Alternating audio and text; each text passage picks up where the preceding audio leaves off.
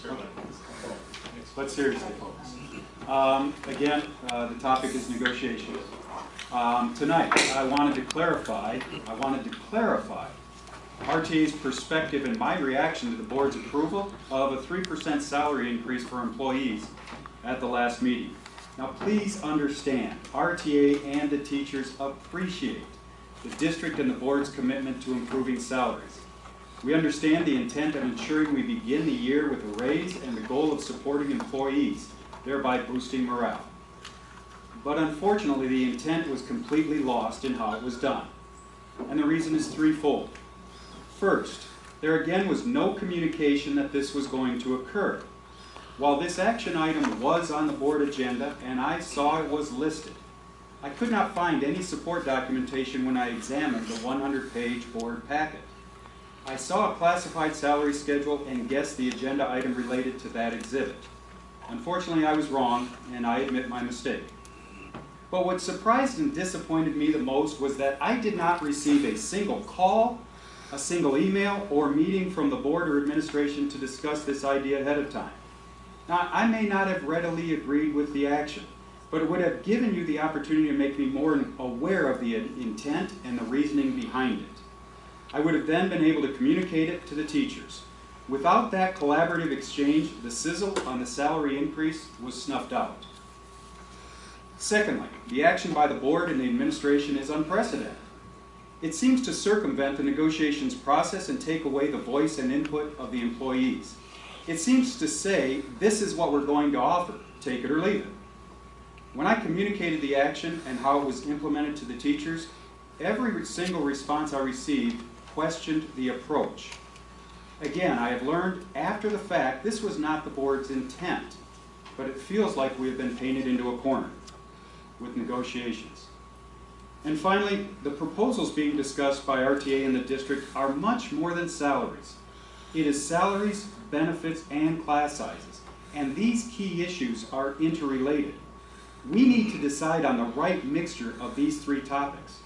By deciding on one piece of the pie, it has affected the other two. And again, I am sure this was an unforeseen consequence, but it is a simple reality. Now, a 3% increase is nice, but it does not replace the money we have lost over the last 2 years, and we are looking toward an increase that is consistent with other increases previously approved by the board with other salaries. So, yes, we do want a raise, but we want the right increase with the right combination of improvements. After the last board meeting when your action was taken, I had a chance to talk to Mr. Weinstein for clarification of what had happened. He assured me that we will continue to negotiate the entire package. I appreciate that, and we'll continue to negotiate, and we'll look forward to tomorrow's scheduled meeting. As always, I hope it will be collaborative, constructive, and productive. I know exactly the package that will make the teachers appreciate the district's and the board's support and build the morale you were hoping. It is not unreasonable, and we are not expecting the moon. What we do want is input and control over our part of the negotiations process. So again, I look forward to continued talks with the district and hope we can bring you a tentative agreement before too much longer. We have a school year and teaching our students in which to focus our attention. However, it will take commitment from the district and direction from the board to achieve this. I remain optimistic, but we all need to listen and communicate. And again, thank you very much. I'll give you an update as to how we're doing. One of the goals was to quickly bring up some items in order to best inform the board. So as questions arise, you'll be able to answer those because we've had some exciting things happen and actually flourish since this past summer has ended. It's been mentioned earlier today at the all-staff meeting that we are now officially connected to numerous colleges, those being Santa Barbara City College, Ventura Community College, Victor Valley College, and of course still Antelope Valley College. These are pathways as well as our satellite campus of AV College. In that though, this means money allocated to Rosamond or Southern Kern Unified School District. As a result of that, this money can get to the level of over $1 million.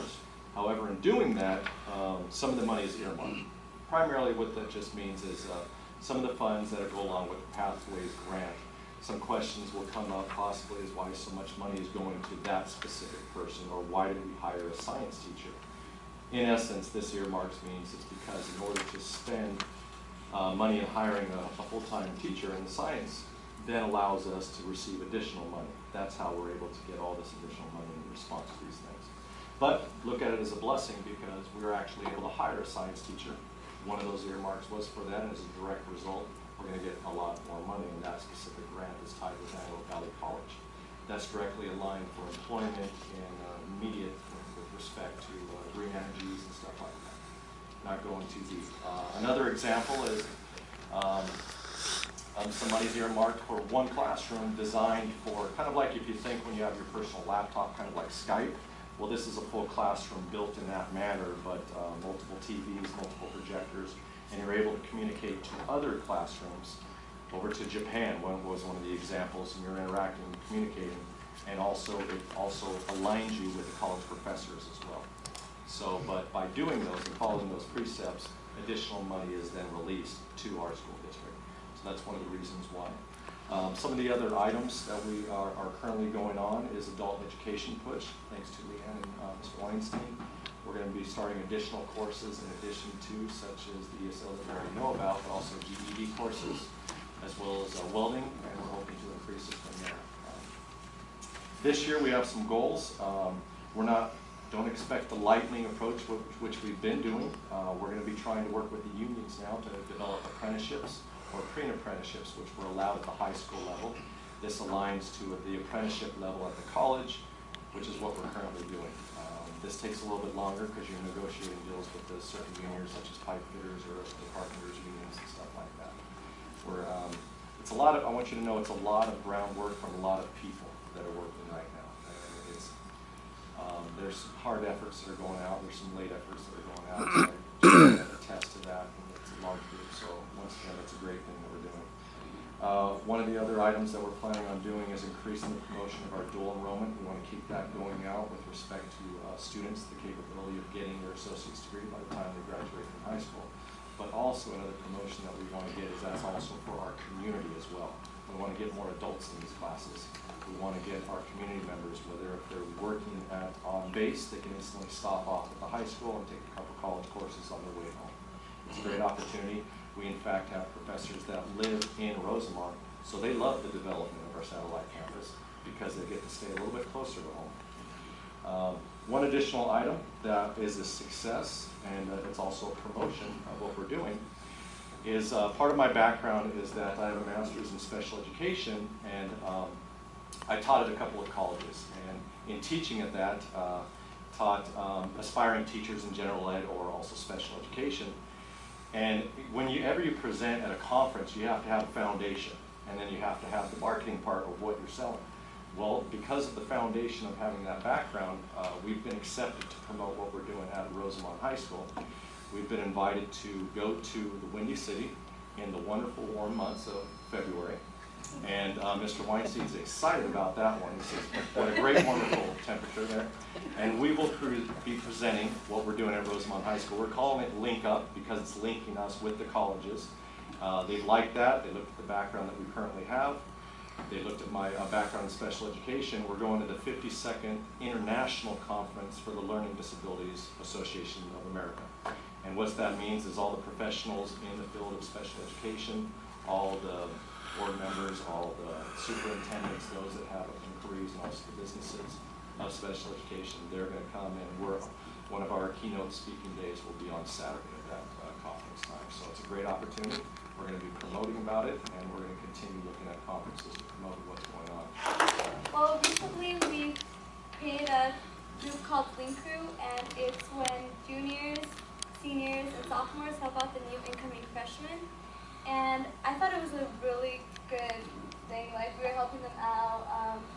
Like, we were answering them questions that we had when we were coming in and no one can answer. We were helping them around the school. We were showing them where their classes were, like what to be prepared for, pretty much.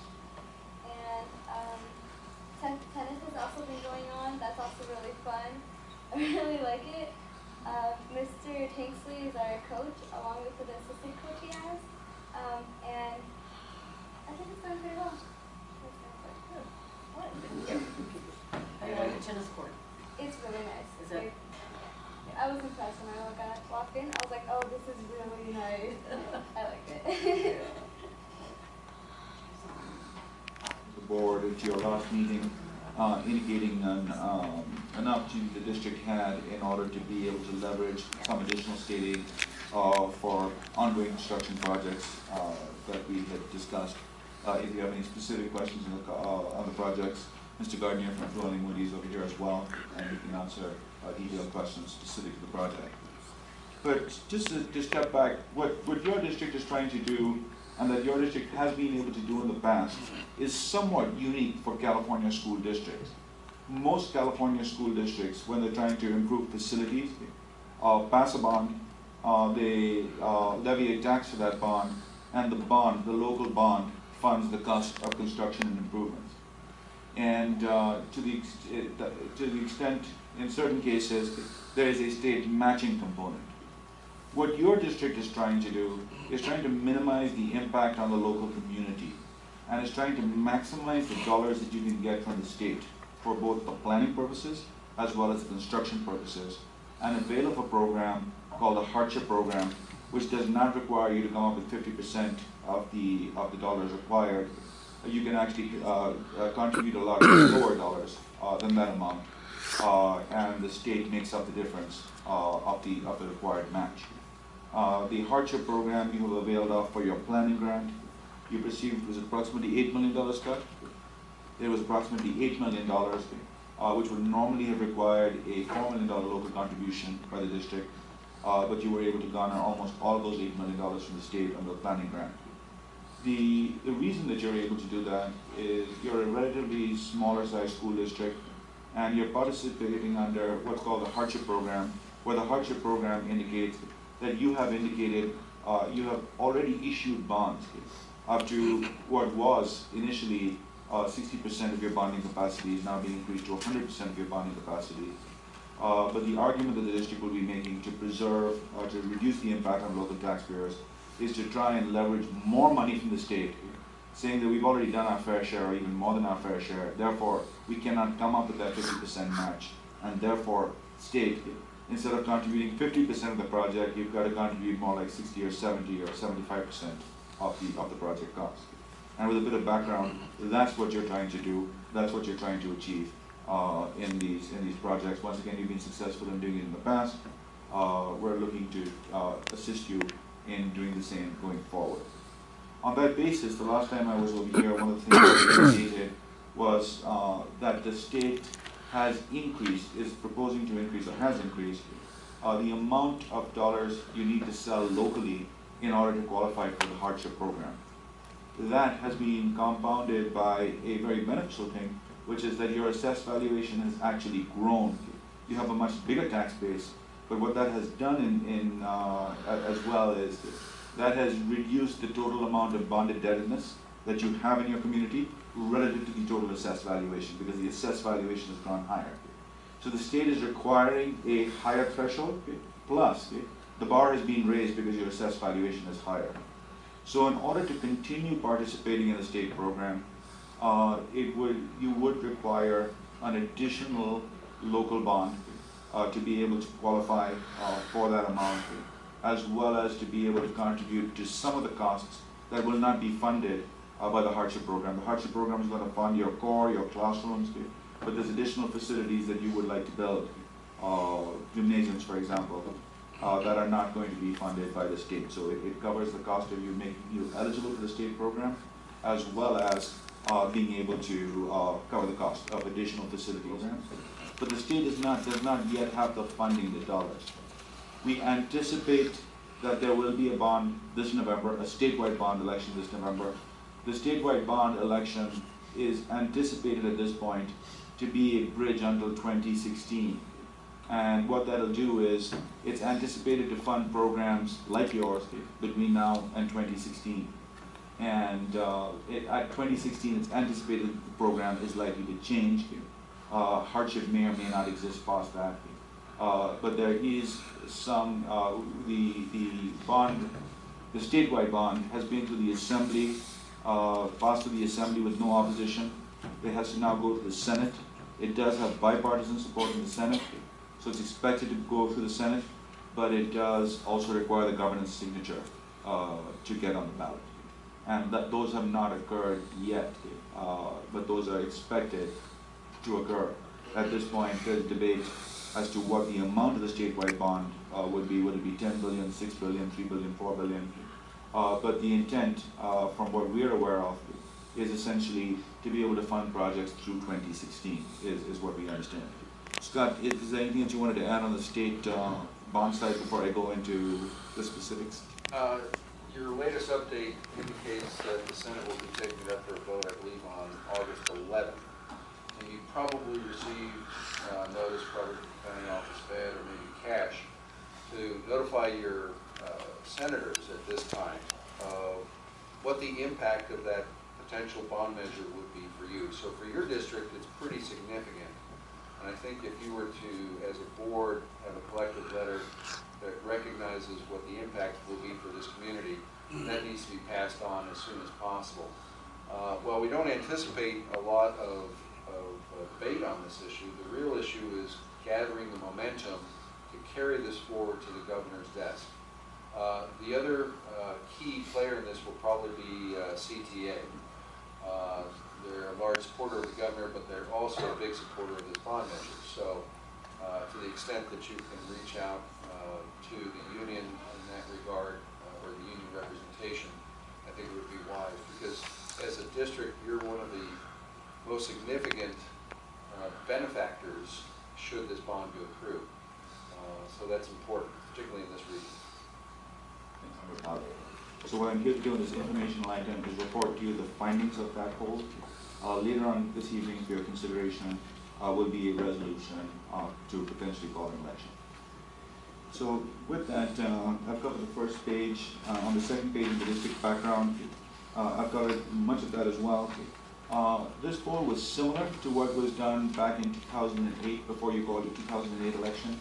And as I go along from time to time, I may contrast some of the results of this poll with what it looked like in your last successful election back in 2008. As you're where the polls essentially are for voters, likely voters within your district, folks who we think are going to vote in the November election. We were able to contact 250 voters, approximately 250 voters, for this poll between July 18th and July 24th. The last survey contacted a little bit more. There was about 350 respondents for the last survey. The margin of error over here for this poll is about 6%. The margin of error for the prior poll was about 5%.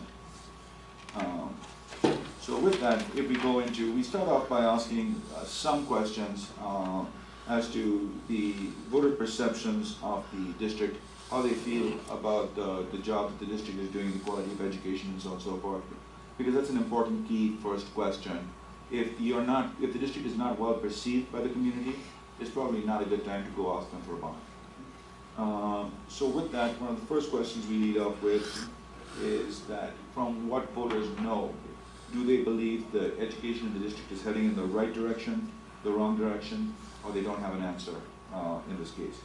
In this case, you had about 53% of the voters indicating that the district is heading in the right direction, about 28% heading in the wrong direction. So about twice as many voters polled believe you're heading in the right direction as compared to the wrong direction. You'll see that the positive over here is a little bit less than when we go into some of the more specific questions later on. And usually, this question is intended to be a very open-ended, loose question that is open to the interpretation of the voters.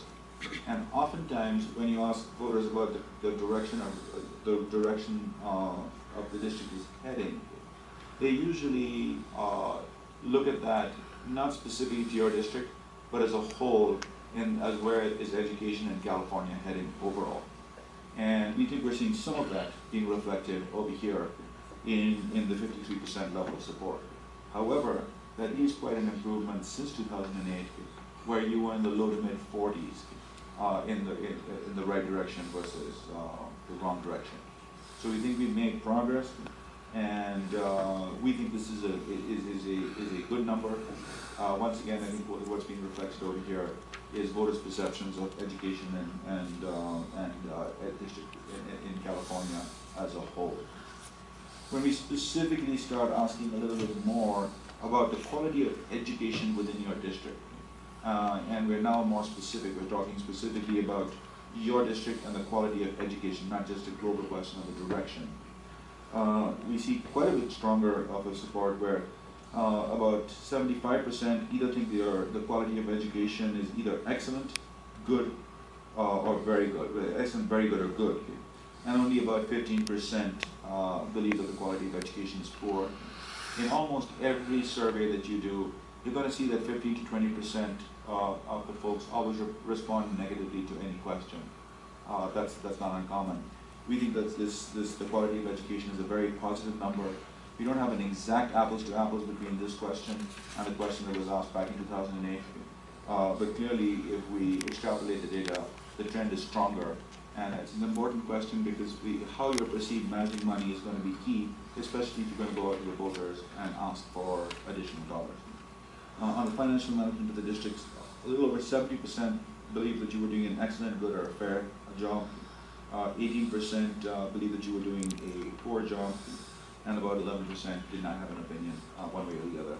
These are also very strong numbers and very positive, and a full about 10 percentage points better than you were back in 2008. In addition to that, the need for additional funding, almost 86% of the respondents to this poll believe that the district did have a need for additional funding. They acknowledge that the money that you're getting from the state of California isn't enough to educate your kids, provide the facilities, and do everything that you need to do. This is a very strong number. It's up quite significantly from the last time, which was in the high 60s. So there's probably even a greater awareness today than there was back about 5 or 6 years ago relative to the need for additional dollars. The next page talks about tax attitudes. Your community is a conservative community. They do value every dollar they have, and they want to invest every dollar they have very wisely. When we ask the question, I would not vote for a tax rate increase regardless of the purpose. 44% of the community agreed with that question. They said, if there's a tax measure on the ballot, like a bond measure, almost 44% of the community came back and said we would not be in a position we would not be willing to support that. However, when we ask the question directly related to education and not just a global tax measure, and we ask the question in a slightly different way, saying it's very important to have good local schools with adequate classrooms and facilities, even if it means increasing taxes. I know this answer slightly contradicts the earlier answer, but in this case, there was about a 70% level of support for a potential tax rate increase, if the purpose of that tax rate increase was for education. So somewhere between those two numbers is probably where the actual support for a tax rate measure would be for education. The next slide we go to is, we now started suggesting specific projects to see what projects would voters be interested in supporting. Clearly, providing career technical facilities to increase opportunities for students to qualify for good paying jobs after high school. Not everyone goes to a four-year college, not everyone wants to go to a four-year college. Your community understands and acknowledges that. And clearly, if dollars were being expended on improving your career technical facilities and opportunities for the kids, that garnered about 60% of the voters said that if that was one of the projects, they would be much more likely. Another 20% said that they would be somewhat more likely. So almost 80% of your community says they would be more likely to support a bond measure if the dollars of that bond measure, or some of the dollars of that bond measure, would be used towards career technical facilities. And from that you can extrapolate, there's about 20% that said that even if that was a component in there, that would not be a factor which would persuade them or influence them to support such a measure. Improving school safety to 4 questions and answers.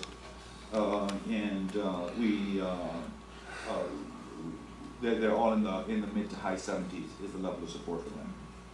We then go and ask the question, if this would be used to match over $44 million in state grants to replace outdated classrooms. Even that gets a very strong high level of support, just like it did in the last time.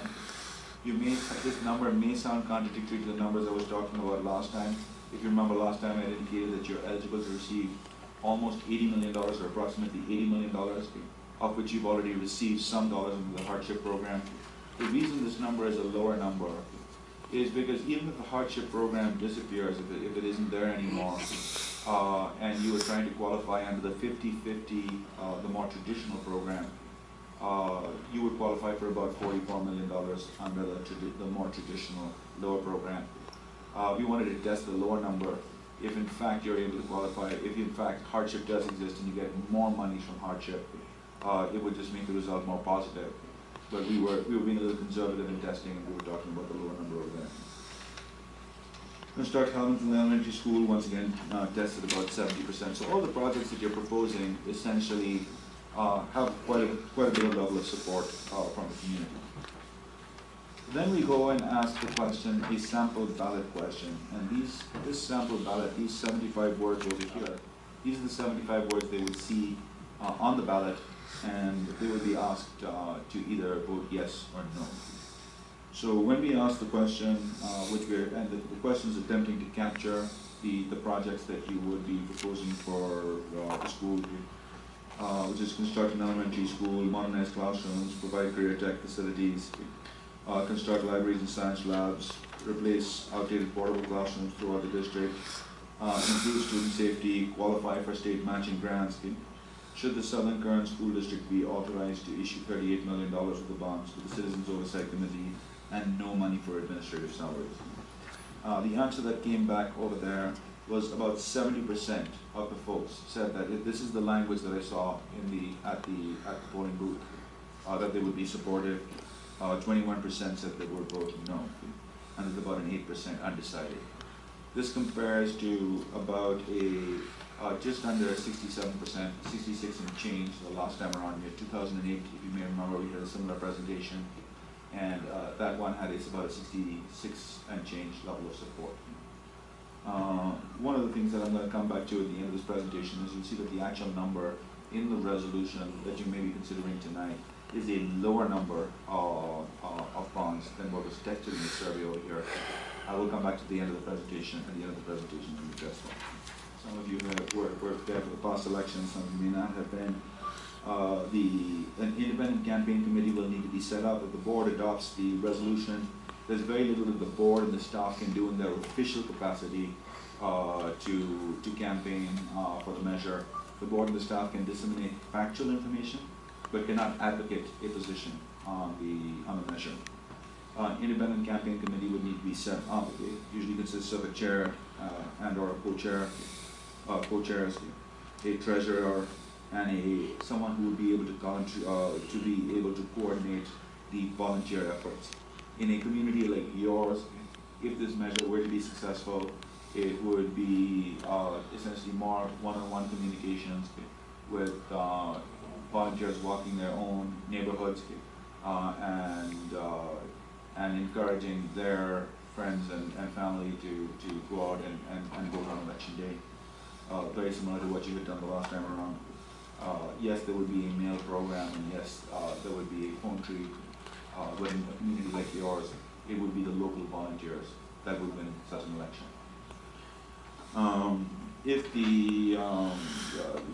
Once there's some specific forms that need to be filed with the state, and a separate bank account that would need to be set up for the campaign committee. And the goal of the campaign committee is to identify the supporters. Yes, there's absolutely going to be some folks who are opposed to this, who are against it. We need to respect their opinion. We understand that they will vote no.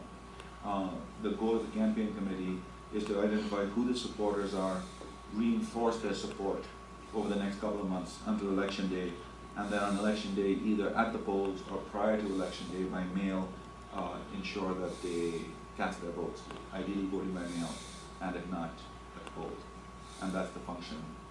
These would be the next steps if the board were to call an election, primarily over the next several months. It would be an independent campaign committee that would be getting the word out. So with that, the last item that I had talked about is for the last presentation and for the survey, we talked about a $38 million number. The intent of the $38 million number was to ensure that you had enough dollars available to construct the facilities even if the hardship program was not there.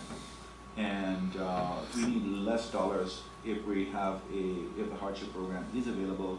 Obviously, we'll need more dollars if the hardship program is not available, because you would need a greater local match at that point. We understand that the community is very conservative and looks for every dollar, so in working with Scott and in working with your staff, what we have done is to look, is there a way to be able to reduce the amount of authorization that we would have to request from the community? And the plan that we came up with is, under the hardship program, we can reduce the dollar amount. Under the hardship program, we would be able to do all of the facilities as designed currently. If hardship was not there, if we had to go to a lower state contribution amount, we would still be able to build all the new classrooms with permanent construction, replacing all the behavioral classrooms with permanent classrooms. For some of the core facilities at certain sites, as compared to reconstructing them, we would have to modernize and reuse some of those facilities. But that allowed us to drop significantly down to by about $10 million, down to about a $28 million number, the total amount of bonds that would be required. Obviously, these bonds would not be issued up front. These bonds would be issued only as and when required. Initially, about half the amount of bonds would be required to be issued, and that amount is just to get you into the hardship program, which you do not qualify for right now, because the state has increased the threshold and because your assessed valuation has grown with the wind farm. And the additional bonds would be issued as and when required to be able to complete the facilities. They would be issued over time, just like you have done with your last bond. Constituents. Excellent question, sir. Okay. And I'm going to answer the question slightly differently, sir, because the resolution you'll be considering tonight is a $28 million resolution. Okay. So if we were to issue that entire amount, okay, the cost to the residents would be approximately $4 a month, okay, for 100,000 of assessed valuation. It's actually $46 a year. So I'm rounding it up slightly. It would be about $46 a year. Okay. And is that on top of the previous bond issue? Yes and no, sir. It will be on top of the current tax rate, but the previous bond issue, as you may remember from prior presentations, that tax rate is actually dropping over a period of time. Partially it dropped because of the pop in assessed valuation from the wind farm. Over and above that, as those bonds get paid off, the tax rate for the existing bonds is dropping. So initially it'll be over and above the tax rate that voters are already paying, but as those bonds get paid down, within I think about 8 or 9 years, you'll be levelizing back to the existing tax rate. Roughly about how much is our per 100,000? It's approximately $90 right now across the board. So it would end up being. It would be actually, yeah. This with the pop in assessed valuation, I believe it dropped down to in the low 80s. So this would take me to about a little bit less than $120 in total. So for how much have we gotten so far? I'm trying to do all the math here. What did we issue last? You have about $9 million remaining from your prior authorization. And we at had this point. sold already. Yes, we had sold, I believe, approximately $7 million from there.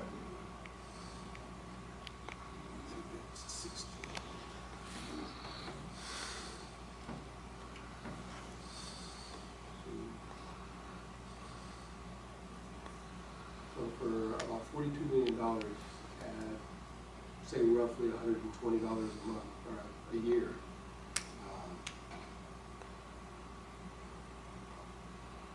Really not a bad deal, but we'll have to see what the community would say on that. Absolutely. The bonds, our total indebtedness would be close to $60 million, right? That's about right, yes. So we'd be up to 60 million. 60 million. Yeah. That's what I was trying to figure out, because we've already issued 12 Yes, first, so yeah. and then the. Yeah, totally, if we were to issue everything, if everything was to go out, we would be about 60 million in bonds outstanding, so. That's about right. I'll double Yeah, check the just- math. yeah, If it's anything just different, running I'll send you a numbers, running an numbers email, through but my that's head, yeah. $1 million or so of bonds that are not cash to be issued, but to sell. Could you go through the scenario of why we're approaching the board for that? Yes, sir, I'll absolutely cover that, and I will be available to answer questions as the resolutions come up as well. But your district has always been looking to identify opportunities to save your taxpayers any dollars. And one of the ways that you have done it in the past is when there is an opportunity to refinance bonds, you avail of that opportunity to refinance bonds. By refinancing the bond, it's just like refinancing your home mortgage. It lowers the payments to pay back the bonds.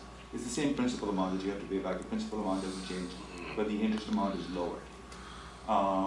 There is an opportunity to do it on some of the prior bonds that you have sold at this time, going back about 10 years in time. You remember from the prior election, we'd also sold bonds. Given that prevailing interest rates today are lower than they were at the time, we're near historical lowest interest rates today. And given that the bonds are now, there's a certain lockout period where you cannot refinance them for. Now the bonds are eligible for refinancing, or there is a mechanism to refinance those bonds. There is an opportunity to refinance those bonds. We brought that information to your superintendent's attention.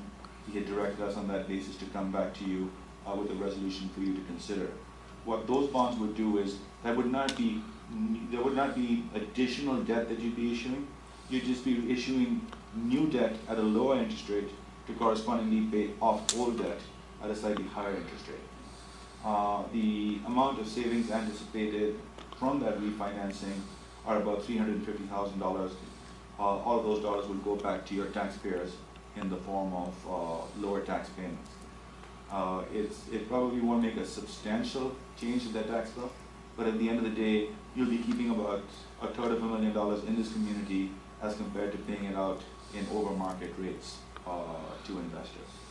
And for that reason, as you have done in the past, we're bringing a resolution for your consideration. Wanted to indicate that market levels do change. I know that your superintendent has a lot of expertise in the area of bond markets and interest rates and so on and so forth. But even if the board were to adopt the resolution tonight, there's no guarantee that the refinancing would be done because we don't have the ability to lock in interest rates till about 30 days out. At that time, if the interest rates move up and away from us, there's no charge to the district, there's no risk. It's like a refinancing that didn't go through, it didn't make sense. Maybe we'll try it some other day if interest rates do cooperate. If we are able to hit a substantial savings amount that's acceptable to you and your staff, we will complete the refinancing. Obviously, what we're hoping for is that the market might continue to improve a little bit, especially with some of the instability in Eastern Europe. And that's actually a good thing for the bond market. If we're able to see those rates go down, the savings levels could potentially be driven up slightly over there as well. That is the second resolution for your consideration tonight. It is not connected to the first resolution. You could do those two independently, but that's just a continued example of your district being good towards the taxpayers' money, and there's an opportunity to save $250,000 and keep that in your community. And all our people, support people who worked so hard through the summer to get our facilities up and going, especially the last 2 or 3 weeks crunch period with our pre-K classrooms that were just delivered 10 days ago, and getting them up and going. We're still, I believe, we were going to look at one of those. I'm sure Raleigh's out there right now with a couple of guys still working on them. And so the facilities will get to tour them a little bit tomorrow, but we really appreciate all the hard work of everybody, and also the other staff members. We moved special education, we moved alternative ed, we moved migrant program, and all the staff members helped with that move, and we're appreciative of everybody chipping in, and as well as being patient with us as we got new things up and running, and our data, and our internet, and our telephones, and everything like that. So very happy to say that we're 98% there. We've got a little kinks we have to work out, but I just want to appreciate everybody who worked real hard on that.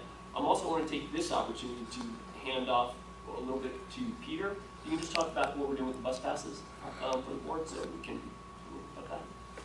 Yes, when I first started last year, I got to experience the entire Southern Kern bus pass application, and there was some room for improvement. And so luckily, Sally really worked with us, and we were able to take over this last half of the conference room, and we have been welcoming all the parents and guardians to come in and process their students for the nutrition services and bus passes. Because we're doing the free meals, there wasn't per se an incentive for the parents to come in and do the nutrition services application, but it was important for us to get that data. So Jeff came up with a 50% discount for the transportation fees, and so we did do our early bird discounts that we did last year as well, and a 50% discount on top of that, and the parents have been very, very appreciative. They cannot believe some of the rates that we've been able to charge them, but we've been processing them very consistently. We were going to stop last week, and Donna said, please keep going, and so luckily Sally could accommodate us. We'll be doing it this week as well as next week. Just for the public's information, students will be able to still get on the buses this first week as well as next week without a bus pass, just recognizing it's going to take us a little while for it to get processed. We need to have everybody have a bus pass by the 18th. And so we are accepting everything here, Monday through Thursday, 1 through 5. And then when they've taken their pictures, given us 2 days, they can go get their actual bus passes over at the transportation yard. It seems to be going very well. It's air conditioned. We've had some bilingual assistance, so those families have been very comfortable with. And I have to thank Rosie and Andrea, and Donna, and her staff. We've done a really good job. All of the bus routes are posted now. You'll see them out of the signs. That's what the question that everybody's asking as well. So we've just been there in the forefront. Everybody's been really busy doing that. But I think it's gone very well. And the parents have been appreciative as well. $1 million in a school bond issuance. What this resolution does is it allows us to take that issuance bonds to the residents for election. So to put it in the voters' hands to see what we would like us to do. And I would hardly endorse us doing this resolution. I think it's a good plan. I think it gives us the flexibility. And as I talked to individually with board members, in my banking background and stuff, what this basically does is gives us flexibility. We're going to go out there and we're going to have these bonds, what I would consider treasury bonds in the bond speak, that if we need to actually sell them, we can. If we don't need to sell them, they just are tucked away and we don't put the burden on the taxpayer. So it gives us the option and the flexibility if needed. If we don't ask the voters for approval and we don't do this, then we don't have the flexibility. We're out. We have to wait to 2016. And in 2016, most likely we'll be in a recession in California, and they will not be looking to issue new facility bonds, and we will be funding it basically on the existing programs, and we'll be funding the majority of it. So I think this keeps us in the game. It's an insurance policy that keeps us in the game. And I think that it's not an option. We're not voting to burden the taxpayer. What we're doing is we're voting for flexibility. And if we need to sell these bonds, at that time we'll sell the bonds. But this just gives us the opportunity to still be in the game for $80+ million in free money, basically.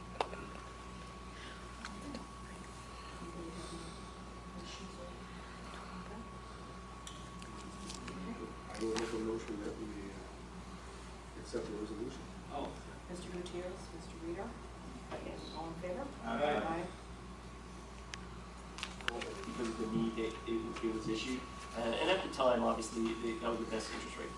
We have a little window of opportunity, we feel, right now, and we can sell existing bonds that we have and refi and lower the burden to the taxpayer. And like I said, and Chris told us that, we're talking $350,000 that we could save the taxpayers. And right now, I think the residents of the community, I think all over, the residents of our community have been hit with different fees and taxations lately that they're hurting on. And this gives us an opportunity to maybe ease some of that burden, and I think that whenever you have the opportunity to help the residents and ease that burden of taxation, I think it's our fiscal responsibility and our stewardship to take that upon ourselves and to get that done. I think that this is a unique opportunity, and although we interest rates go variable every day, we may actually be able to save more money. But if we can't save a significant amount of money, even after this is passed by the board, then the sale just won't happen.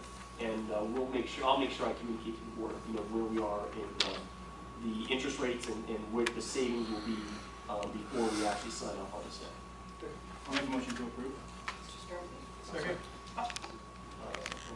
through our grant funding, we have committed to certain classes, but we also added additional classes to that for what we feel the community needs. So in conversations with both the high school as well as Ms. Vargas and looking at what we think might be the needs, as well as what actually we're committing through the grant itself, we're looking at offering 2 GED classes, 2 English learning language classes, a welding class, and 2 medical terminology classes. And Mr. Roney, you're still, one is medical terminology, and the second one is, and next semester will be Back office, front office.